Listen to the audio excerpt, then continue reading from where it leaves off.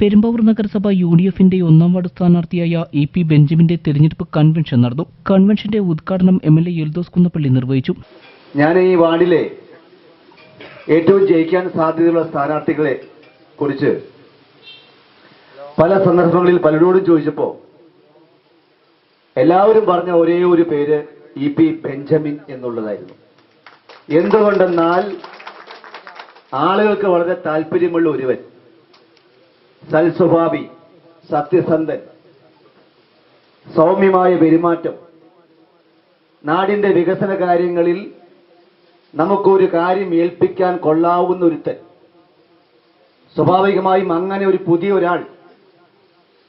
ഒരാൾ പെരുമ്പാവൂർ മുനിസിപ്പാലിറ്റിയുടെ 1-ാം വാർഡിൽ എത്ര വോട്ടിന് വിജയിക്കുമെന്നാണ് നിങ്ങൾ കരുതുന്നത്? യോഗത്തിൽ AA കൊച്ചുപരിത അധ്യക്ഷത വഹിച്ചു. KPCC മെമ്പർ KMA സലാമ മുഖ്യ അതിഥിയായിരുന്നു. നഗരസഭാ ചെയർമാൻ പോൾ പാത്തിക്കൽ മുഖ്യപ്രഭാഷണം നടത്തി. മുതിർന്ന നേതാക്കളായ EJ റാഫേൽ, AA കൊച്ചുപരിത, AK ഹംസ എന്നിവരെ ആദരിച്ചു. UDF കൺവീനർ PK മുഹമ്മദ് കുഞ്ഞ, അഡ്വക്കേറ്റ് PG സുനില, ബ്ലോക്ക് ഭാരവാഹികളായ VP Naushad, Sheikh Habeeb, Aboobacker, Tharish Hassan, NA Hassan, Safeer Muhammad, Paul Chathalan, AV Thomas, VE Rahim, Jaffer Rodrigues, PU Thomas എന്നിവർ സംസാരിച്ചു. തുടർന്ന് സ്ഥാനാർത്ഥി EP ബെഞ്ചമിൻ വോട്ട് അഭ്യർത്ഥിച്ച് സംസാരിച്ചു.